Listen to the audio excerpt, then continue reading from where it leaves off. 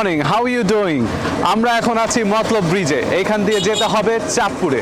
চাঁদপুরে আমরা যাচ্ছি অথেন্টিক কিছু ইলিশ মাছ ট্রাই করতে এবং আমাদের সাথে করে নিয়ে আসবো ইলিশ মাছ। আপনারা জানেন বর্ষার সিজন চলে আসছে, ইলশিগুড়ি বৃষ্টিও কিন্তু শুরু হয়ে গেছে। তাই আজকে আমাদের ডেস্টিনেশন ইলিশের বাড়ি চাঁদপুরে। Let's go.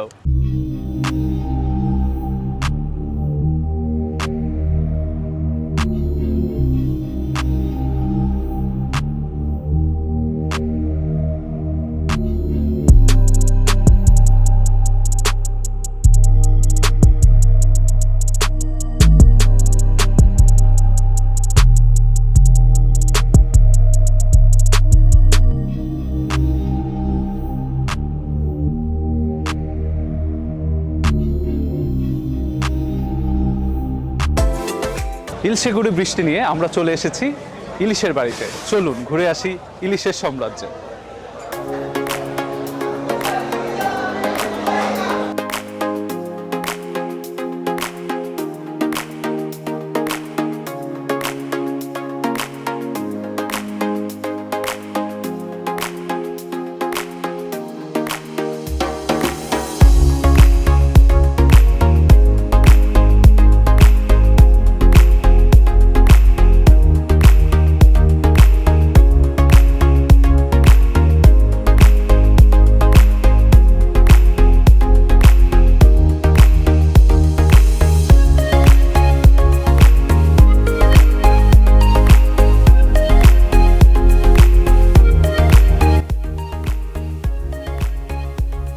কেজি কত করে ভাই?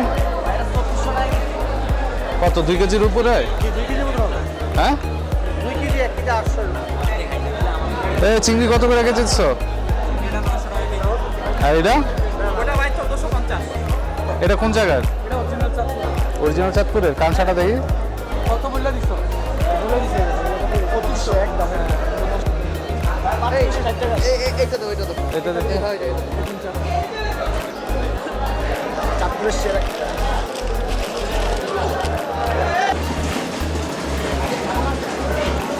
এতক্ষণ আমরা ঘুরে আসলাম চাঁদপুরে ইলিশের আড়ত থেকে, যেখান থেকে নাকি পৃথিবীর সব দেশে ইলিশের রপ্তানি হয়।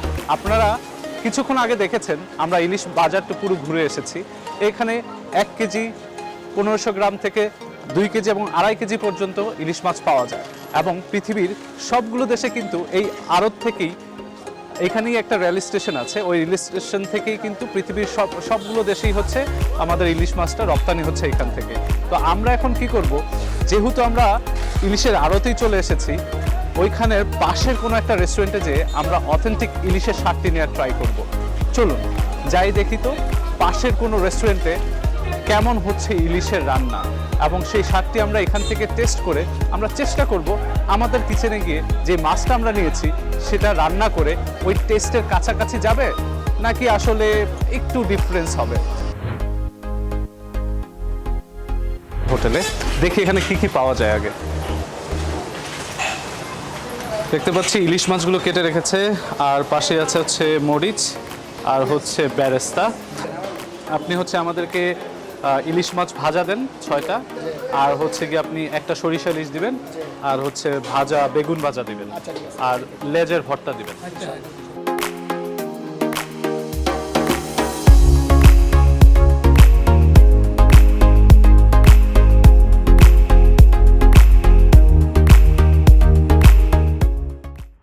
সো খাবার চলে আসছে, আমরা দেখতে পাচ্ছি।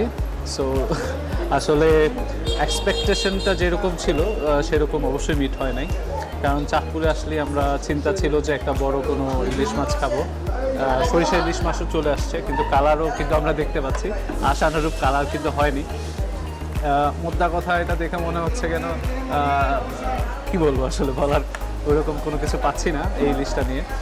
ভাজা ইলিশটা আমরা দেখি, ভাজা ইলিশটা মাওয়াতে আমরা যেটা দেখে থাকি যে ইলিশটা একটু সাইজে বড় হয়, বাট চাঁদপুরে ইলিশের আসলে সাইজটা ওরকম নাই। আমি ডাউট করতেছি যে আসলে এটা চাঁদপুরে ইলিশ কি না। খাওয়ার পরে আসলে বলতে পারবো যে আসলে কতটুকু অথেন্টিক টেস্ট বা চাঁদপুর ইলিশে কোনো স্বাদ আছে কি না। Let's try. ওকে,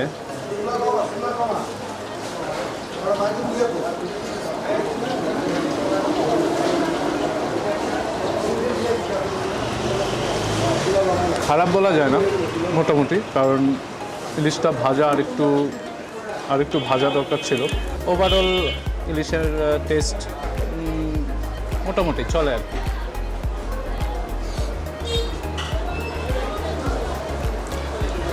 মাওয়াতে আমরা যেটা দেখছি লেজের ভর্তা, ইলিশের লেজের ভর্তা, যেটা নাকি খুবই পপুলার। এখানে যে লেজের ভর্তাটা আমরা দেখতে পাচ্ছি এটা আগের থেকে করে রাখা। সো আগে থেকে করে রাখলে টেস্টটা আসলে অনেকটাই চেঞ্জ হয়ে যায়। দেখি এটার টেস্ট কীরকম। কাটা রয়ে গেছে, সো আপনারা যদি কখনো আসেন এখানে কাটাটা দেখে খাবেন ইলিশের। আর একটু মেশ হওয়ার দরকার ছিল।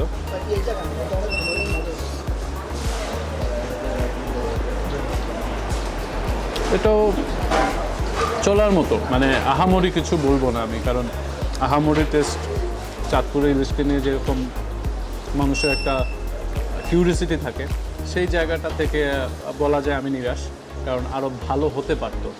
I believe that. সো দেখি খাওয়া শেষ করি, হয়তো বা খেতে খেতে ভালো লাগতেও পারে। ওভারঅল মাছে আমি ডিসঅ্যাপয়েন্টেড, কারণ বাইরে না বললেও ভিতরে সব একটা জিনিস বলতে হচ্ছে যে মাছটা হয়তো আর একটু বড় সাইজের হইলে ভালো লাগতো। আর এটা আসলে চাঁদপুর ইলিশ না, এখন খেতে খেতে মনে হচ্ছে না চাঁদপুর ইলিশ না, চাঁদপুর ইলিশের টেস্ট আরও ডিফারেন্ট হয়। এখানে যেটা ওনারা বলতেছে সরিষা ইলিশ, আসলে দেখতে পাচ্ছেন colour and texture, it's not সরিষা ইলিশ অ্যাকচুয়ালি। ভাজা মাছ যেটা এখানে ভাজা হয় সেই মাছটাকেই আসলে, যেটা মোটামুটি বলা যায় পেঁয়াজ আর হচ্ছে হলুদ দিয়ে আর একটু সরিষা বাটা দিয়ে তারপরে সরিষা ইলিশ করছে। বাট সরিষা ইলিশের কালার এবং ডিফারেন্ট হয়, অনেক বেশি ডিফারেন্ট হয়। সো তারপরেও টেস্ট করে দেখি আসলে সরিষা ইলিশের কোনো টেস্ট পাই নাকি।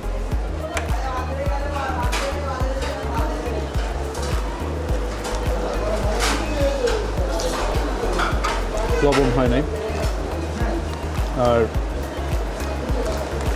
টেস্ট যদি বলতেই হয় আসলে আমি অনেক সরিষা ইলিশ খাইছি, নিজেও রান্না করছি, বাট এটা কোনোটারই ধারে কাছে যায় নাই আর কি। সরিষা ইলিশে সরিষার কোনো টেস্ট নাই। আসলে আমার যেটা মনে হচ্ছে চাঁদপুরের মানুষ চাঁদপুর ইলিশ খেতে পারে না, সবগুলোই রপ্তানি হয়ে যাচ্ছে, যার কারণে কিন্তু সাইজ বলেন বা টেস্ট বলেন বা গ্রান বলেন কোনোটাই আসলে ইলিশের মধ্যে নাই। তো আমাদের খাবারের পর্বটা শেষ, কারণ খাবার খেয়ে আসলে তৃপ্তিটা পাইনি। চাঁদপুরে এসে যদি চাঁদপুরে ইলিশ খাওয়ার যেই মনোকামনা সবার থাকে, আমি বলবো যে তার থেকে বেটার হয় যদি আপনারা চাঁদপুর আড়ত থেকে মাছ নিয়ে যে বাসায় রান্না করে খান, তাহলে মনে হয় আরও বেটার এক্সপিরিয়েন্স হবে। বাট চাঁদপুরে ঘুরতে আসার আমন্ত্রণ সবাইকে রইল। চাঁদপুরে অনেক সুন্দর সুন্দর কিছু জায়গা আছে। আমাদের ভিডিওতে শুধু চাঁদপুর বড় স্টেশন থেকে শুরু করে আড়তের আশেপাশের জায়গাটুকুই আমরা শুধু দেখানোর চেষ্টা করেছি। এছাড়া খাবারের জায়গা যেহেতু এখানে খুবই কম, আমার মনে হয় যেহেতু চাঁদপুর একটি পর্যটন বান্ধব জেলা, এখানে ভালো কিছু খাবারের জায়গা হওয়া উচিত, যেখানে নাকি অথেন্টিক চাঁদপুরের ইলিশটা আরও বেশি প্রমোট হবে। ওভারঅল আমার কাছে চাঁদপুরের জার্নিটা খুব ভালো লেগেছে।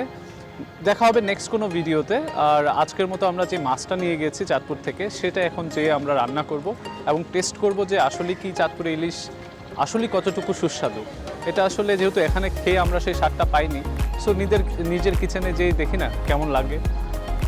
Let's hope for the best.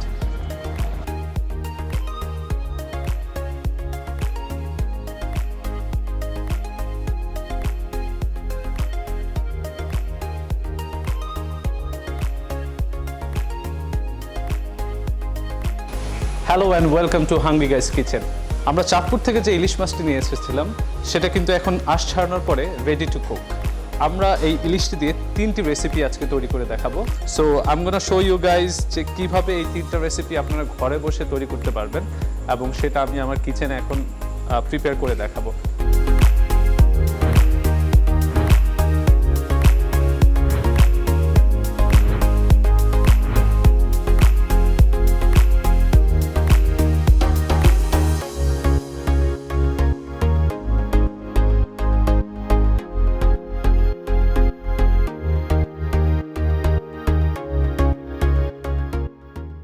আমাদের মাছ ধোয়া এবং কাটার পর্ব শেষ। এখন আমরা শুরু করব শেষ দিয়ে, তার মানে লেজ দিয়ে। লেজটি আমরা নিলাম। এখন এই লেজটির ভর্তা করার জন্য আমাদের যেটা করতে হবে, ফার্স্টে ম্যারিনেশন করতে হবে। আর ম্যারিনেশনের জন্য যেটা সবচেয়ে বেশি জরুরি সেটা হচ্ছে অবশ্যই লবণ। লবণ দিয়ে আমরা শুরু করছি।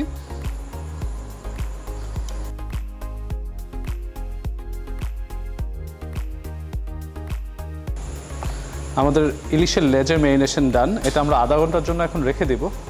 পরবর্তীতে কি হবে পরে দেখাচ্ছি। এরপরে আমরা চলে যাব ইলিশ ভাজার ম্যারিনেশনে। এটা প্রিটি মাচ সিম্পল, একই রকমের সব ইনগ্রেডিয়েন্টস এখানে যাবে। আমরা ভাজার জন্য 3টি বড় সাইজের ইলিশের টুকরো অ্যাকচুয়ালি নিয়ে নিলাম।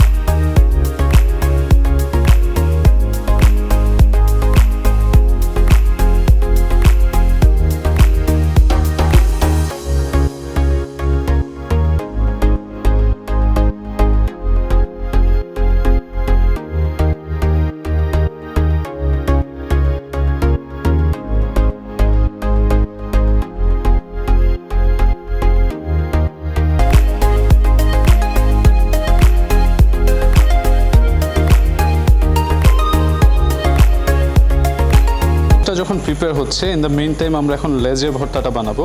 এখানে আমরা লেজ থেকে যে কাটাটা ছিল সেটা সরায় রেখে আমরা শুধু মিটটা, কিছু ছোট ছোট কাটা আছে সেটা আলাদা করে নিয়েছি।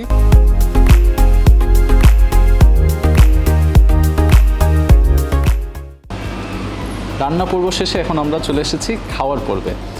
নিজের খাবার নিজে রিভিউ করবো। আসলে রিভিউটা না, আমার যেটা আসলে লক্ষ্য ছিল যে চাঁদপুরে গিয়ে আসলে নিরাশ হয়ে আসতে হয়েছে ইলিশকে। সো নিজে রান্না করে দেখলাম যে ওই আইটেমগুলো নিজে আসলে কতটুকু টেস্টি করে আমি বানাইতে পারছি। সো আমি প্রথমেই ট্রাই করব হচ্ছে গিয়ে যে লেজের ভর্তাটা, সেটা যেটা নাকি ওইখানে প্রিটি মাচ খাওয়ার অযোগ্যই ছিল।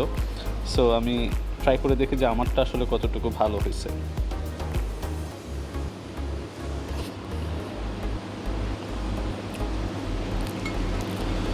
আমি আমার খাবার আসলে নিজে রান্না করলেও আমি হ্যাপি, বাট তবে আমার বেস্ট ইলিশের লেজের ভর্তা খাওয়া হয়েছে আমার মাওয়াতে।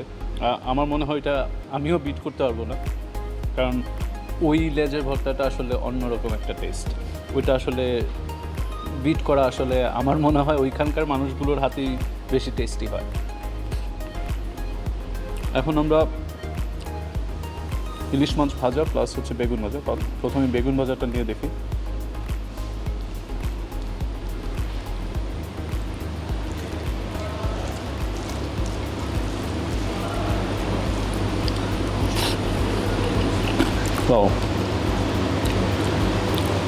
আনএক্সপেক্টেডলি বেগুন ভাজাটা অনেক মজা হচ্ছে।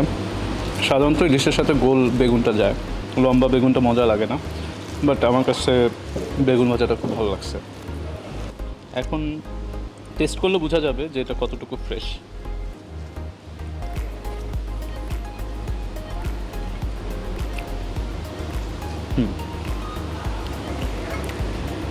ইলিশটা ফ্রেশ। আমি যেটা দেখাতে চেয়েছিলাম, এই যে ইলিশের ভিতরটা যদি আমরা দেখি, আমার বাইরে কিন্তু ক্রিসপিনেসটা রয়ে গেছে এবং ভিতরে কিন্তু এটা নাইসলি কুকড। ইলিশ ভাজা সহজ, বাট এই ভাজাটা সবাই ভাজতে পারে না, কারণ আপনার যেমন ক্রিসপিনেসটাও লাগবে, সেরকম হচ্ছে ভিতরের ওয়েল কুকড যে ব্যাপারটা আছে, যেন টেস্টটা ফ্লেভারটা যেন চলে না যায়, সেটা মেক শিওর করে তারপর কিন্তু ইলিশটা ভাজতে হবে। সো আমি যে সরিষা ইলিশটা করছি ওইটা আমি এখন ট্রাই করবো। Let's see.